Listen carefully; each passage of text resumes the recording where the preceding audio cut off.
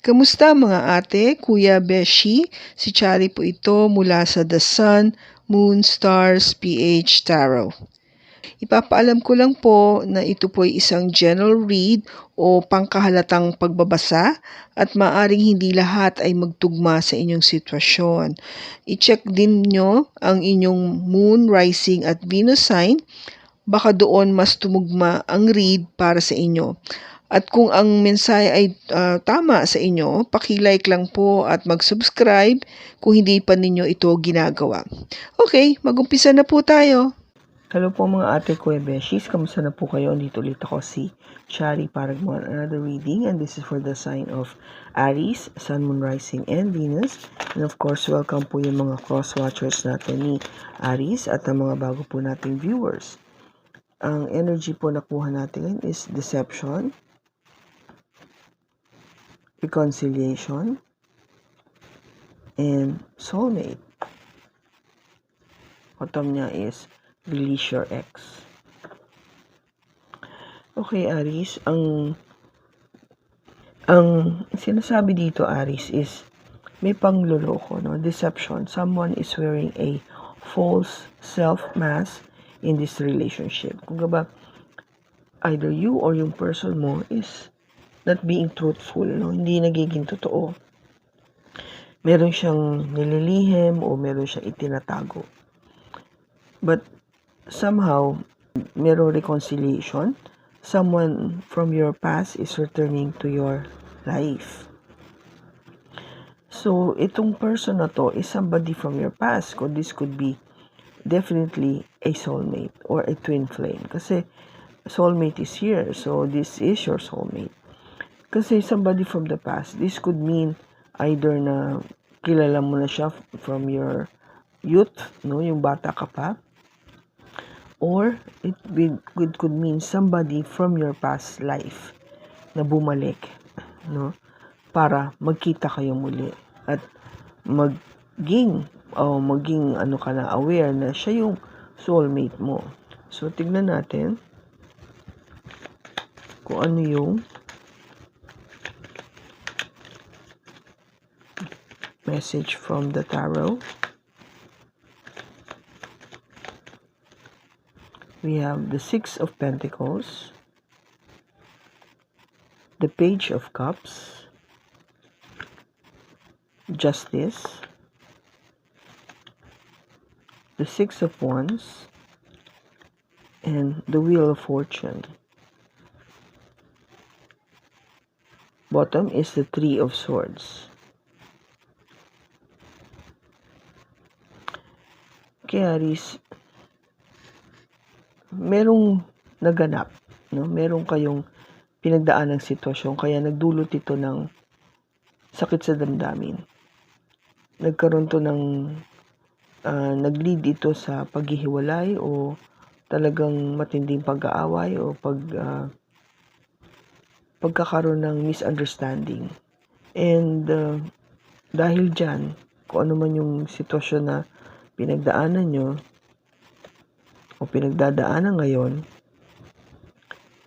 with the Four of Swords, gusto mo munang magpahinga, alam mo yung mag-rest, maging tahimik at mapag-isa at mag-isip, magdasal, manalangin kung ano na ba yung nangyayari rito. Kasi may progression, no? From the Three of Swords to the Four of Swords. So, yun yung nangyayari. Ano ba nangyayari na? Now, with the Eight of Swords, puro swords, no? It's all about thinking, about your mind, about communicating. Hindi mo makita. You're kung ba blindsided at this time. You cannot see exactly. Parang everything is parang magulo or parang you wanted to give up already kung ano na bang possible na mangyayaring reconciliation. Kung meron man, you don't see that coming. Hindi mo nakikita na posible na magkaroon pa ng pag-asa na ito ay mabuo muli. At pwede rin hindi mo rin nakikita yung posibilidad na meron pang mag-o-offer ng love ulit sa'yo. Parang give up ka na sa pag-ibig with the Knight of Cups. Hindi mo nakikita to coming. At itong love na i-offer sa'yo is a new beginning in love with the Ace of Cups. With the Ace of Cups, of course, alam natin may bagong pag-asa. This cup is being offered to you by God kasi nakikita niya na you need this love, Aries. Hindi mo nakikita kasi na merong dadating. Now, with the Six of Pentacles, ang gusto mo kasi is equal give and take. Patas lang. Timbang, kung gaba balanse. Yun ang hinahanap mo sa relationship. But somehow, kung hindi nga ito natutupad, definitely there is a deception. May pangloloko na naganap. With the Page of Cups, a message, a message of love, yung matatanggap mo. And it has something to do with your partnership, with your marriage. Or maybe the balance that you've been asking for, yung pagbabalanse na yun. And it will be successful, with the Six of Wands. Kasi the Wheel of Fortune has turned to your favor, Aries. Yung gulong ng palad o yung destiny, umikot siya para sa pabor sa'yo. So, tignan natin kung ano to. Bakit andito yung Six of Pentacles? You have the Knight of Wands, the Five of Cups, and the Six of Swords. Bottom niya is the Moon. Okay, Aries, yung Moon is an energy coming from a Pisces. Hindi mo to alam. You don't know exactly. It was hidden from you. Tinago ito sa'yo. Isang sikreto, isang paglilihim. So, wala kang idea talaga. Kaya nga, maybe there was a deception. Yung hinihiling mong balanse, yung equal give and take from this person. Maybe you're dealing also with another fire sign, another Aries like you, maybe a Leo or Sagittarius, o meron siya nito sa kanyang chart. Hindi siya consistent. Alam mo yung person mo, yung in and out. So, kung gaba parang immature. Napaka-immature niya na tao. Na pakawari mo naglalaro lang o nilalaro ka lang. Kaya with the Five of Cups, may regret ka dito sa tao na to. Nire-regret mo na nagkaroon ka pa ng relationship dito. Kaya gusto mo na maging matahimik. Pumunta sa isang matahimik na lugar o yung sitwasyon mo ay magkaroon na ng katahimikan. Kasi gulong-gulo ka na naguguluhan ka. So much pain. But andito yung Page of Cups. You have the Ten of Pentacles, the Eight of Cups, and the Queen of Wands. Bottom niya is the Ace of Cups. So, itong new beginning of love, hoping ka to receive this message, yung cup na yon, to receive that new beginning in love. And hopefully, with this person is matanggap mo na, to have it all with the Ten of Pentacles. Talaga siya yung magpo-provide ng everything. And you've been searching for that person. Hinahanap mo somebody that would provide you that equal passion na meron kang binibigay with the Queen of Wands. Kasi ikaw ito Aries. You know exactly what you wanted. You want somebody na talagang katulad mo, kapareho mo, o compatible kayo. Para pakiramdam mo is for you to have it all, no? Nasa akin na lahat kasi magaling siya sa pera, meron kaming compatible kami, we enjoy each other's company, meron kang parehong plano sa buhay in the future. And this is what you've been searching for. Hinahanap mo yun. Or waiting for that. But andito yung justice. We have the Ace of Swords, the Five of Wands, umaliktad, the Queen of Swords. Bottom niya is the Ace of Wands. So, another new beginning, no? Something that's very passionate. Yun yung gusto mo na mabigay sa'yo. Sort of parang ustisya mo, no? Dahil sa mga nangyayari dito, sa una, yung gusto mo na sana yung bumalik sa akin o yung ustisya na matanggap ko is somebody na talagang that would give me that new beginning. You have aces, no? 2 aces. A new beginning pagdating sa pakikipag-communicate, somebody na talagang truthful, hindi takot magsalita. Kasi ayaw mo na ng conflict, ayaw mo ng gulo, ayaw mo ng confusion. Because ang gusto mo with the Queen of Wands, this is an energy coming from an air sign, so you might be dealing also with Gemini, Libra, or Aquarius, o meron siya nito sa kanyang chart. Ayaw mo ng confusion. Gusto mo mag-usap, logic, somebody who's really not totally cold, but hindi, kasi cold dito malamig ang kanyang binibigay na pakiramdam, no? Kasi nga ang pinatatakbo niya kanyang isipin at hindi kanyang damdamin. Ayaw mo na ng ganun. Ang gusto mo mag-usap kayo, oo. Ang katotohanan, yung hustisya na yon. Ayaw mo makatanggap ng, in other words, ayaw mo na nito. Gusto mo yung opposite, which is buong-buo, yung pagmamahal, yung may init ng pagmamahal, hindi yung malamig na pakikitungo sa'yo. At andito yung Six of Wands. We have the High Priestess, the Ten of Cups, and the King of Cups. Bottom niya is the Three of Cups.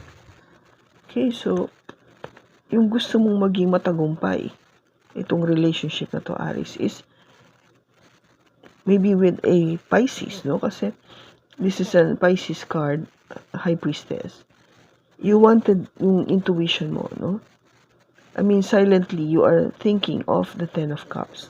Gusto mong maging masaya, totally happy, with a water sign, no, Aries? Sabi ko nga, it might be a Pisces. Ang water sign kasi the King of Cups is energy coming from a Cancer, Pisces, or Scorpio, or meron siya nito sa kanyang chart. So, you are just wanting na observing and being silent, but you wanted to be happy with this person. And hindi lang happy, kundi mahal na mahal ka. Somebody who truly loves you. And of course, with the Three of Cups is you will celebrate, you will reconcile, no? Itong person na ito. Kaya andito yung reconciliation. I think this is somebody na from your past nga coming back na hindi mo inaasahan that you would reconcile with. Na magkikita kayo muli at mag-uusap kayo, and this person will give you that love that you are wanting. Yung init ng pagmamahal na ito. Hindi katulad nito na malamig. Ayaw mo yan. Itong gusto mo, pagmamahal. Itong dalawang gusto mo. Yung excitement at yung pagmamahal. Okay? And that would make you very, very happy. So, but andito yung Wheel of Fortune.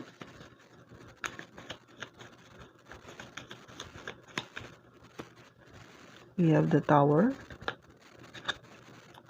the Nine of Pentacles, and the Empress. Bottom niya is the Seven of Wands. Kung yung ba very defensive ka, no, pagdating dito sa iyong damdamin, magbabago lahat ng iyong sitwasyon sa future. And this is something na hindi mo inaasahan, Aries. Now, with the Nine of Pentacles, ikaw, you will be happy as a single person. No? Yung inaasahan mo na single ka kasi ngayon, no?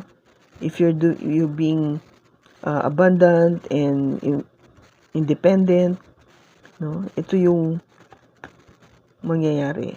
You will meet that person who is truly your Empress.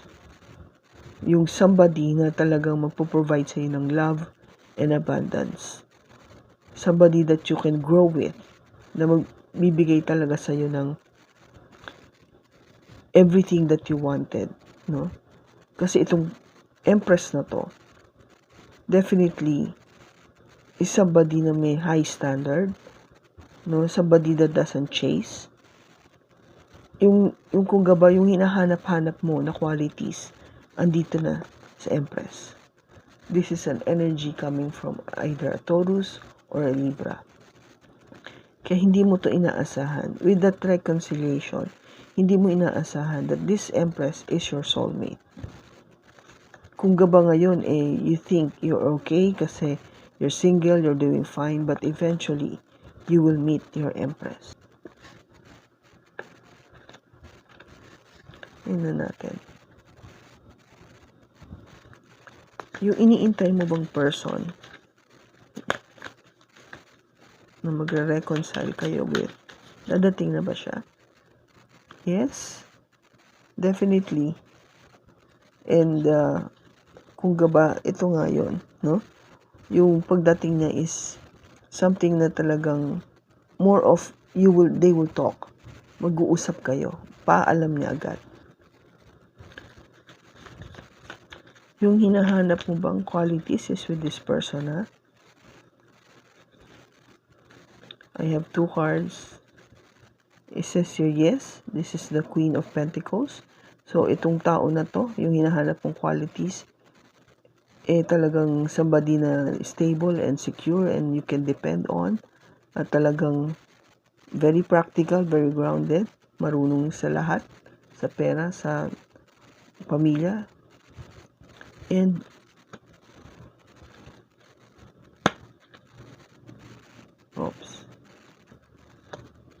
this person is what you've been praying for na dumating sa buhay mo, and it will bring you that fulfillment, no? Yung Ten of Pentacles, yung sinasabi ko sa'yo na you will have it all with this person pag dumating siya. Mangyayari na ba ito lahat within the year?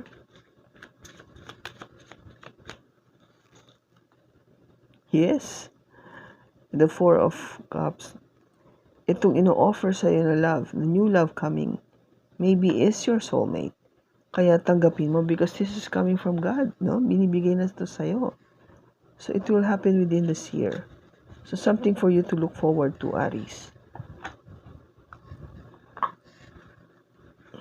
Ano pa ba yung message you wanted to extend to Aries?